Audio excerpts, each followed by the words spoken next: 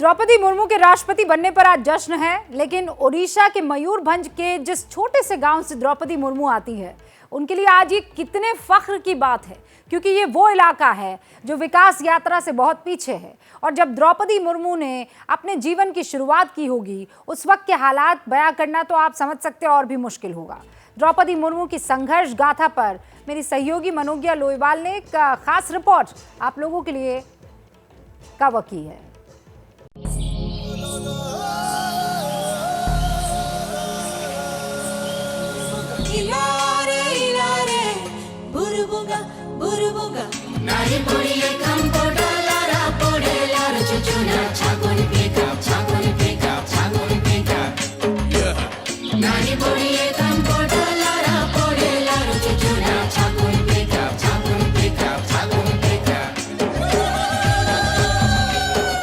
गांव की खपरैल और फूस की झोपड़ी से देश के सबसे आलीशान भवन का सफर।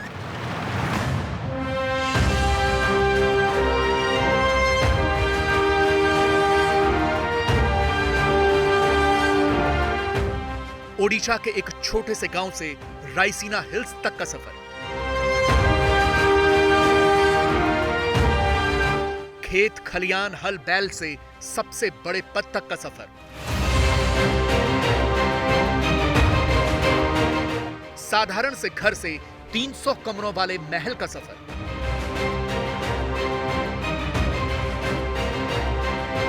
द्रौपदी मुर्मू से राष्ट्रपति बनने का सफर।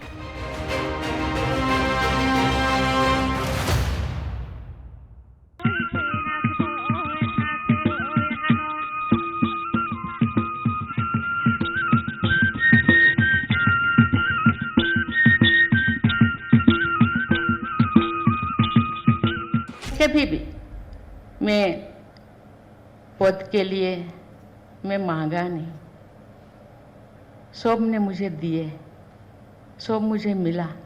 पता नहीं मेरे अंदर क्या है, काम है शायद यहाँ तक खींच कर लाए हैं। आसान नहीं होता द्रौपदी मुर्मू हो जाना। द्रौपदी मुर्मू के राष्ट्रपति चुने जाने पर हर तरफ जश्न है।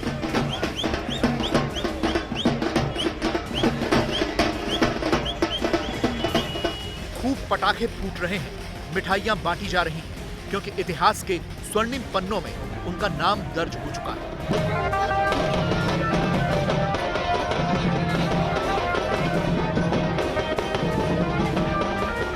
देश की पहली आदिवासी राष्ट्रपति। लेकिन इस संघर्ष का सफर बहुत मुश्किल था। यह सड़क ओडिशा के मयूरभंज जिले में द्रौपदी मुर्मू के गांव की ओर जा रही है। हरा भरा साधारण सा भारत के हर आम गांव जैसा ही ये गांव भी है। खेतों में धान की फसल खड़ी है, लोग काम कर रहे हैं।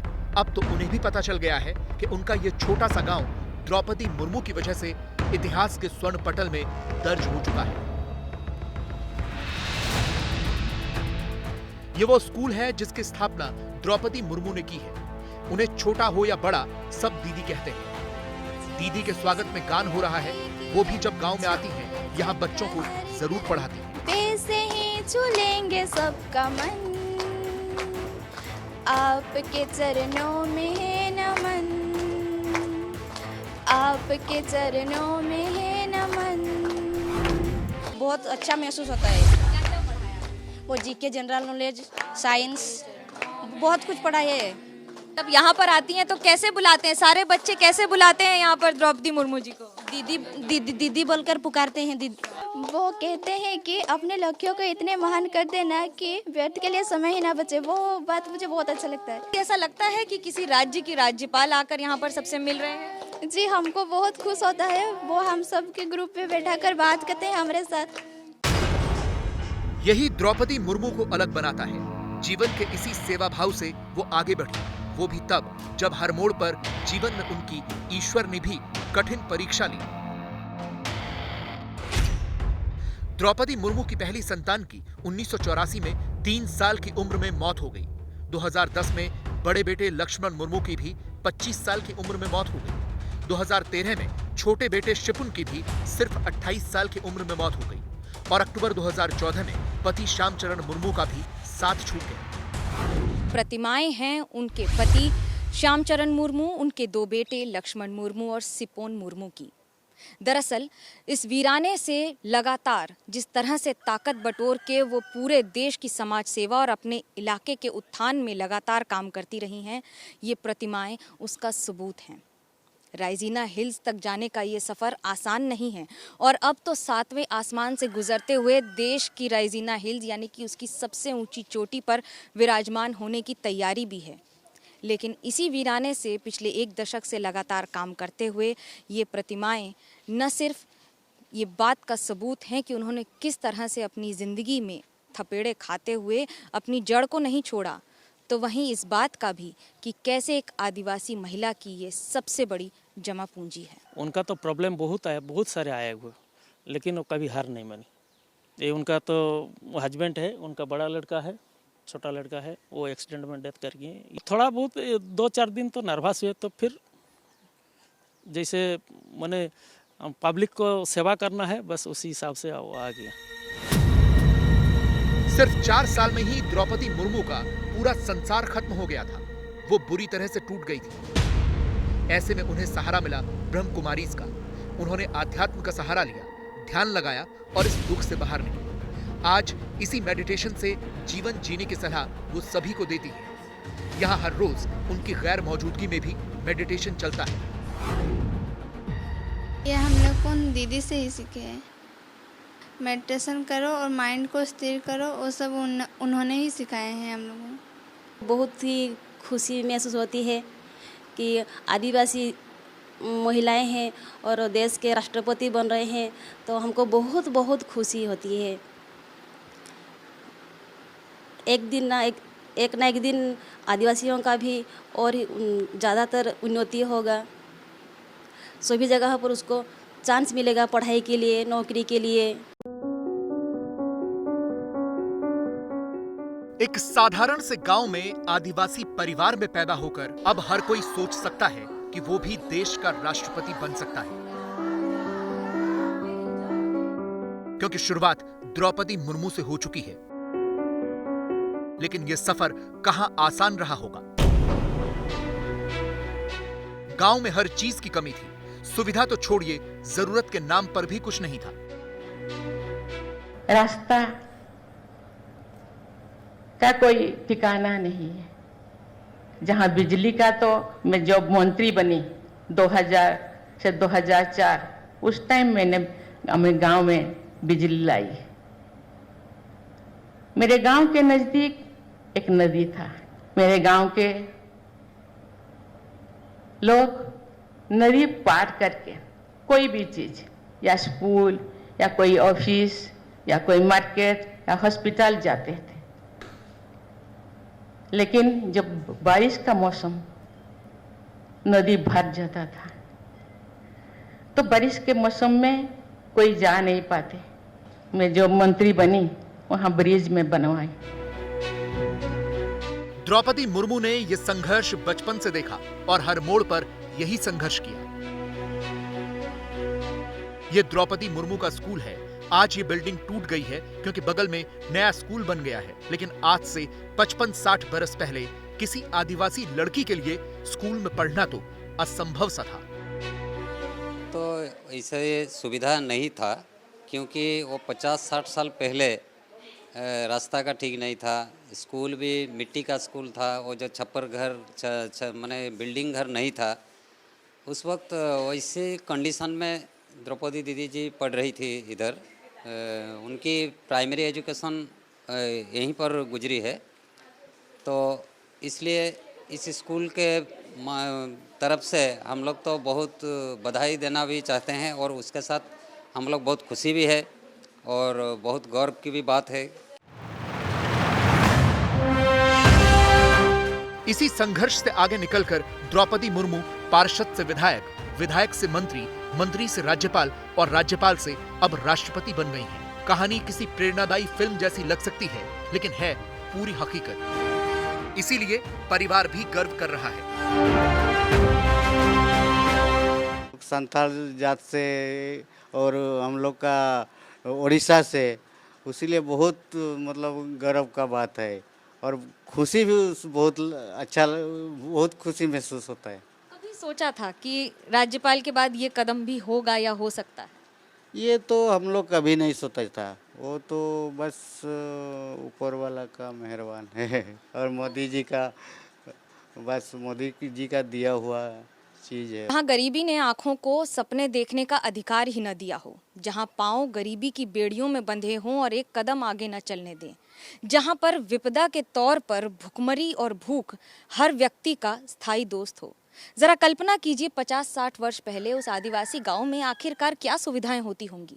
लेकिन छोटे छोटे कदम बड़े बड़े सफ़र को नाप लेते हैं और बड़ी बड़ी मंजिलों को पा लेते हैं। द्रौपदी मुर्मू का ये सफ़र भी मयूरभंज से लेकर नई दिल्ली तक सिर्फ एक पड़ाव है, मंजिल नहीं। और मनोज्ञा लोहीवाल इस वक्त हमारे साथ जुड़ चुकी हैं, ज़रा उनका रुख करते हैं। मनोज्ञा, आप वहाँ पर मौजूद हैं जहाँ से देश को महामहिम मुर्मू मिली है। लोगों के चेहरों पर थकान है, लेकिन वो जो गदगद दिल हैं वो भी दिखाई दे रहे हैं। बिल्कुल, और मैं अगर ये कहूँ कि आज सच में शब्दों में बयां करना बहुत मुश्किल है, क्योंकि इसलिए मुश्किल है आज यहाँ जो लोग खड़े हैं वो दिन भर नाच चुके हैं, डांस कर चुके हैं, होली दिवाली हर त्योहार मना चुके हैं। डॉक्टर साहब हैं हमारे साथ। अब तो आप राष्ट्रपति के डॉक्टर साहब बन गए हैं संवैधानिक तौर पर। जब पहले देखते थे, इलाज करते थे दीदी का, और अब फीस लिए कभी? नहीं, कभी फीस नहीं। मेरे पास ब्लड टेस्ट करने के लिए आते थे दीदी। क्या क्या बदला है? बहुत सारे लोग हैं जिन्होंने साथ में काम किया है, कभी कुछ बदला है जब आप साथ में काम किए हैं उनके साथ? कैसा रहा है? जब जिंदगी की बात करते हैं, कैसे रहे हैं जिंदगी के पल? बहुत अच्छे रहे। देखिए, बहुत सारे लोग ऐसे हैं जो उड़िया में बात करते हैं। मनोज्ञा, मैं आपके पास आऊँ उससे पहले हमारे साथ मुख्यमंत्री शिवराज सिंह चौहान साहब जुड़ चुके हैं मध्य प्रदेश से। सीधा उनका रुख करते हैं। मुख्यमंत्री साहब, पहला जो रिएक्शन है वो मैं आपसे चाहूँगी, क्योंकि ये तो डिसाइडेड था कि महामहिम मुर्मू ही इस वक्त देश को मिलने वाली है, लेकिन जब मुझे याद है वो मध्य प्रदेश आई थी तो उन्होंने कहा था कि ये ऐसा भव्य स्वागत है कि मैं कभी नहीं भूलने वाली हूँ। जी, आज मध्य प्रदेश पूरे आनंद में डूबा हुआ है। उत्सव मन रहा है पूरे प्रदेश में। अंतरात्मा से लोग प्रसन्न हैं। एक ऐसी बहन जो आदिवासी समुदाय से आती है और जिस भी पद पर रही, वो विधायक रही हो, वो मंत्री रही हो या वो राज्यपाल रही हो, उन्होंने अब हर पद पर जो उनका दायित्व था उसका निर्वाह अभूतपूर्व ढंग से किया। पूरी समर्पण, निष्ठा और परिश्रम और ईमानदारी के साथ किया। तो पूरा प्रदेश में आनंद का वातावरण है। और आप देखेंगे मध्य प्रदेश में भारतीय जनता पार्टी के विधायकों के अलावा भी बाकी साथियों ने भी वोट दिए। हम लोगों ने कहा कि अंतरात्मा की आवाज को वोट कीजिए। तो कई विधायक मित्र जो भारतीय जनता पार्टी से संबंधित नहीं थे, उनने भी उनको वोट दिए। जी, शिवराज सिंह चौहान साहब, कहा जा रहा है विपक्ष की तरफ से कि ये सिर्फ एक रबर स्टैम्प के तौर पर होंगी। आपने सुना होगा यशवंत सिन्हा ने भी ये बात कही थी। क्या जवाब देंगे उनको? आपको पता है कि जब वो राज्यपाल थी झारखंड में, तब उन्होंने सरकार द्वारा पारित किए हुए विधेयकों को वापस लौटाने का भी काम किया। उनका चयन हुआ है तो उनकी योग्यता के आधार पर हुआ है। मैं तो प्रधानमंत्री श्रीमान नरेंद्र मोदी जी को हृदय से धन्यवाद देता हूं।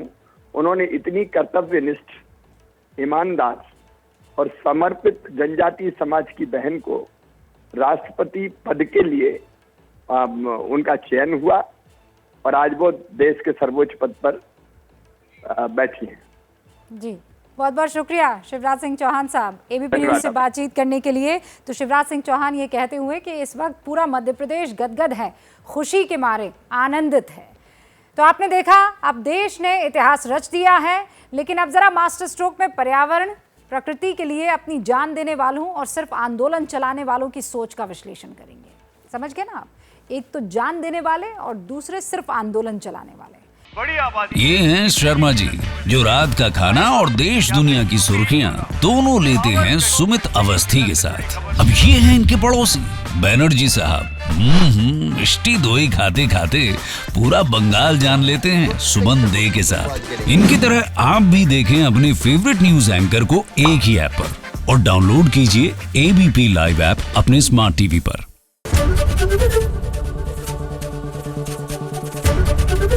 एबीपी न्यूज आपको रखे आगे।